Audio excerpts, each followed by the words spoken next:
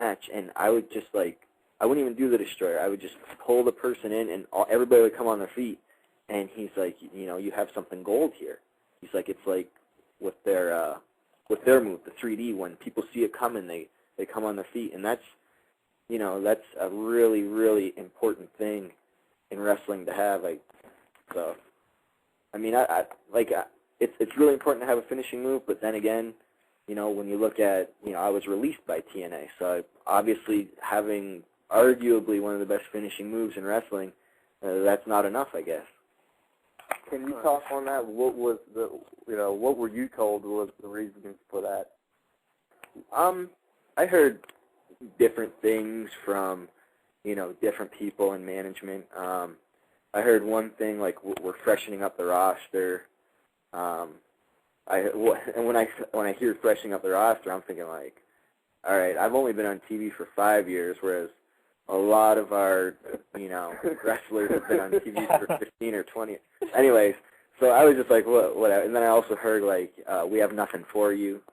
And I'm thinking, like, it's just polite ways of saying we're not going to re-sign you. Like, my contract was up. What I really think it was at the time I was, like, for the X Division, I was, like, the highest paid wrestler in the X Division.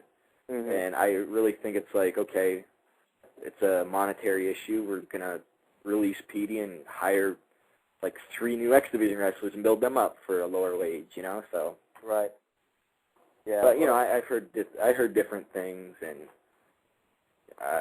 why do they release anybody in wrestling, So it has nothing to do with perhaps not being one of, Jeff Jarrett's closest, associates or anything like that? No, absolutely not. I mean, I got along with Uncle Jeff really great. I mean, he's always liked me, and I've never pissed him off, nothing like that. But I mean, you got to remember, you hear this thing about Jeff Jarrett's close associates and stuff like that. If you look at a guy like Chris Harris, he was really close friends with Jeff, and you don't see him back at TNA right away. So. Yeah. I mean, I don't think it has anything to do with that. I don't know how much pull Jeff has or at the time, like, hiring new people. Because, I mean, Dixie Carter owns the majority of the company. So, right. I don't know. I mean, there's so many ways you could look at it. I really don't know the answer. Well, one of our guys in the chat room suggested that that's what happens when you hang out with Scott Steiner. Because similar things happened with Buff when he was with Scott. We just had Buff on last week. He was with Scott, and now he can't find a job. What was it like working with Scott Steiner? Were y'all close outside the ring, or was it on camera only? How was that?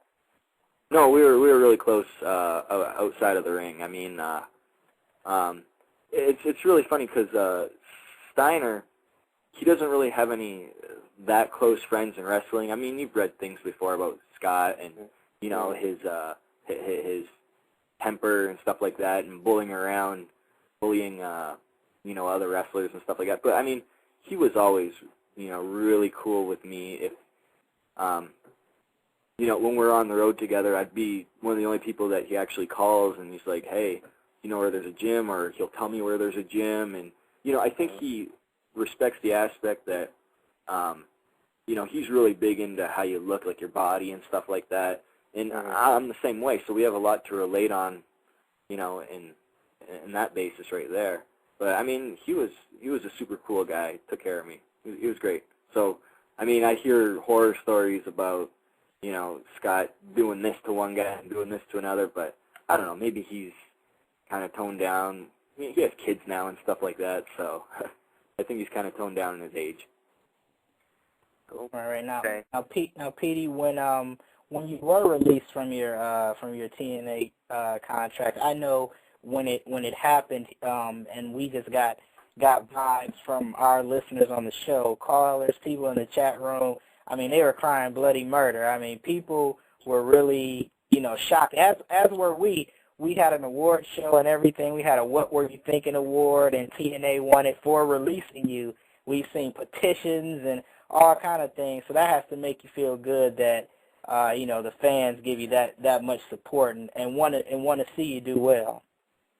Yeah, I mean, no, and I absolutely 100%, thank the fans for that. I mean, I don't think there's anything, even if they had millions of signatures or whatever they do to petition, that wouldn't bring me back to TNA, but I really do appreciate all the support.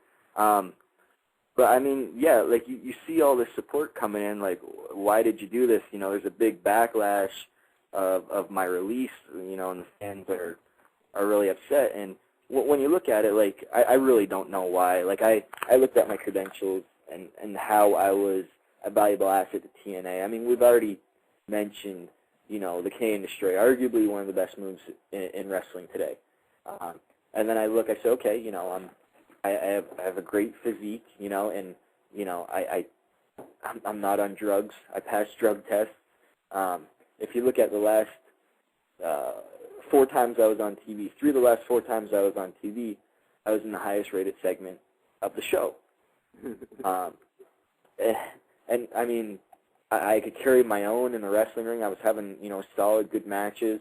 I just carried the X Division title again. I just lost it like 4 months prior to my release or 5 months prior to my release.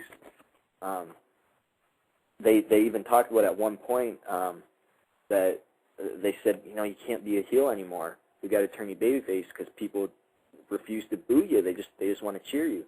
So that speaks volumes too. It's like, okay, these people want to see me on TV, and I go through all that in my head, and I'm like, why? Like, did they release me? I don't know. I really think it had to be a money issue. I really do. Now, has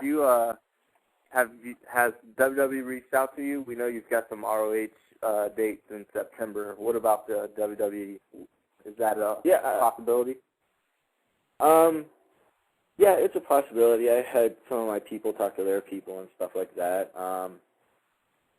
Don't know where that's going to go.